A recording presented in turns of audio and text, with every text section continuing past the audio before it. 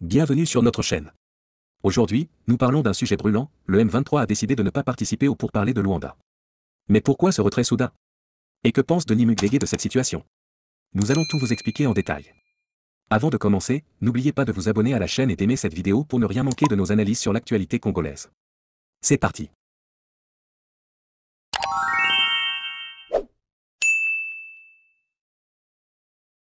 C'est officiel.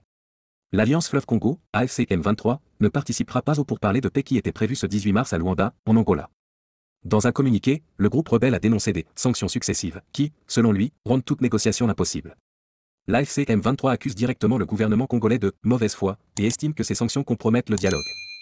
Mais quelles sont ces sanctions qui posent problème? L'Union européenne a récemment pris des sanctions ciblées contre plusieurs figures clés du M23, dont Bertrand Bisimwa, leader du mouvement, et Désiré Rukomra, responsable du recrutement. Des hauts gradés de l'armée rwandaise soupçonnés de soutenir le M23, comme le major général Ruki Karuzi, sont également visés. Une raffinerie rwandaise, Gazabo Gold Refinery, a aussi été sanctionnée pour blanchiment d'or extrait illégalement en RDC. Ces sanctions incluent un gel des avoirs et une interdiction de voyage en Europe, ce qui limite fortement la marge de manœuvre du M23 et de ses soutiens. Ce retrait du M23 est un nouveau coup dur pour la paix en RDC. Depuis 2022, plusieurs tentatives de dialogue ont échoué. Pourquoi? Parce que chaque camp compte sur ses positions. Le gouvernement congolais exige le retrait total du M23 des territoires occupés, tandis que le groupe rebelle refuse de déposer les armes sans garantie politique. En parallèle, la situation sur le terrain reste dramatique. Les combats se poursuivent entre les FARC et le M23, provoquant de nouveaux déplacements massifs de populations civiles. Dans ce contexte tendu, une voix influente s'est fait entendre, celle du docteur Denis Mukwege, prix Nobel de la paix. Dans un message vidéo, il s'est fermement opposé aux négociations avec le M23. Selon lui, c'est une erreur stratégique. Écoutons un extrait de son intervention. Compatriotes, mesdames et messieurs, le conflit armé en République démocratique du Congo est caractérisé par sa forte dimension internationale avec l'intervention directe du Rwanda, de l'Ouganda et du Burundi et l'implication des pays de la SADC et de l'EAC. En outre, de puissances étrangères et des acteurs clés de la mondialisation économique issus du secteur privé ont des intérêts stratégiques pour les minerais critiques présents dans les sous-sols congolais, notamment dans le cadre de la transition numérique et énergétique, mais aussi dans les industries de la défense et du spatial. Ainsi, les efforts à déployer pour parvenir à une solution durable à la grave crise multidimensionnelle que traverse la République démocratique du Congo devront également avoir une forte dimension internationale. Toute tentative de réduire le conflit en cours dans l'est de la République démocratique du Congo à un conflit interne en optant pour des négociations directes du gouvernement congolais avec le M23 constituerait une erreur de diagnostic majeure. Une telle approche menée en l'absence d'une conférence internationale pour la paix en République démocratique du Congo, visant à galvaniser une volonté politique forte au niveau national, régional et international, pourrait s'apparenter soit à une méconnaissance des réalités des dynamiques existantes sur le terrain, soit à une trahison de la patrie. C'est pourquoi nous appelons à la tenue d'une conférence internationale pour la paix en République démocratique du Congo, qui aurait pour objectif de revitaliser l'accord cadre d'Addis Abeba et de créer une plateforme de haut niveau visant à faciliter un dialogue constructif et à la hauteur des défis actuels. Cette conférence permettrait d'aboutir à une feuille de route concertée définissant des actions concrètes au niveau national, régional et international. Elle offrirait également l'occasion de mobiliser le moyen nécessaire pour sortir de la crise actuelle et jeter les bases d'un projet de paix durable en République démocratique du Congo dans le cadre du pacte social pour la paix promis sous l'égide de la CENCO et de l'ECC. De plus, les différents mécanismes de suivi de l'accord cadre d'Addis Abeba mis en place pour garantir une mise en œuvre effective et de bonne foi des engagements de toutes les parties devront être revitalisée avec le soutien des pays et des institutions partenaires de la RDC, notamment les co-garants de l'accord cadre d'Addis Abeba.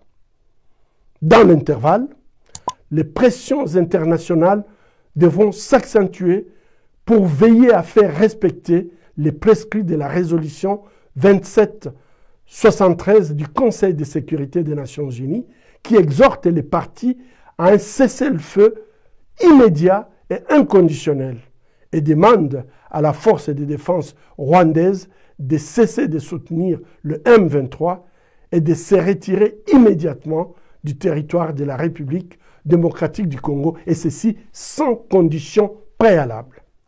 Cette résolution est une avancée significative pour la paix en République démocratique du Congo et devrait jouir d'une préséance dans toute tractation diplomatique. Dialoguer sous la menace des armes reviendrait à institutionnaliser la loi du plus fort et à conférer une légitimité à l'agression et à l'occupation illégale. Une fois ce cadre international solidifié et les différentes échelles des responsabilités clarifiées à travers un sommet international de haut niveau, des négociations directes pourraient alors être envisagées, incluant tous les groupes armés, y compris le M23, la société civile, les partis politiques et le gouvernement congolais. Cette démarche s'inscrirait dans l'esprit des initiatives diplomatiques menées sous l'égide du président angolais João Lourenço, dont nous saluons les efforts. Toutefois, pour garantir une paix durable, ces négociations devront s'insérer dans le cadre des principes fondamentaux de la Charte de l'Union africaine, garantissant la souveraineté et l'intégrité territoriale de la RDC. Procéder autrement reviendrait à mettre la charrue avant le bœuf, une démarche qui risque d'accélérer et de légitimiser la balkanisation de la République démocratique du Congo ou le processus en cours d'annexion de Kivu. Ainsi, nous invitons les acteurs impliqués dans la crise et dans les tentatives d'y mettre fin, d'éviter la répétition des erreurs du passé pour ne plus léguer aux générations futures des compromissions qui hypothéqueront une fois de plus à la nation congolaise son droit à disposer d'elle-même et à vivre en paix. Je vous remercie. Les négociations directes entre le gouvernement congolais et les rebelles de l'AFC M23 constitueraient une erreur de diagnostic majeure. Cette crise ne se résume pas à un simple conflit interne, mais implique plusieurs acteurs internationaux. Mukwege souligne que le problème dépasse largement un simple dialogue entre Kinshasa et le M23. Selon lui, c'est un conflit régional avec des acteurs internationaux puissants, notamment le Rwanda, qui est accusé de soutenir le groupe rebelle. Il plaide pour une solution diplomatique impliquant des garants internationaux, capables d'exercer une pression sur les véritables responsables du conflit. Avec ce retrait du M23 des négociations et les sanctions internationales qui s'accumulent, quel avenir pour la RDC? D'un côté, le gouvernement congolais affiche sa fermeté et exclut tout compromis avec le M23. De l'autre, les rebelles refusent de négocier sous pression et risquent de relancer l'intensité des combats. Ce blocage pourrait aggraver encore la crise humanitaire dans l'est du pays, où des milliers de civils souffrent déjà des conséquences de la guerre. Mukwege et d'autres voix appellent à une intervention diplomatique plus forte, mais la situation reste extrêmement tendue. En résumé, voici les 3 points clés de cette affaire. Le M23 refuse de négocier à cause des sanctions imposées à ses dirigeants et soutiens. Denis Mukwege s'oppose aux négociations directes, considérant que la solution doit être internationale. Le risque d'une escalade du conflit est réel, avec une situation humanitaire qui se détériore. Qu'en pensez-vous? Le M23 devait-il participer aux négociations malgré les sanctions? Et quelle solution pour enfin ramener la paix dans l'est de la RDC? Dites-nous votre avis en commentaire. Et surtout, n'oubliez pas d'aimer cette vidéo et de vous abonner pour suivre toute l'actualité en temps réel. À très bientôt pour une nouvelle analyse sur notre chaîne.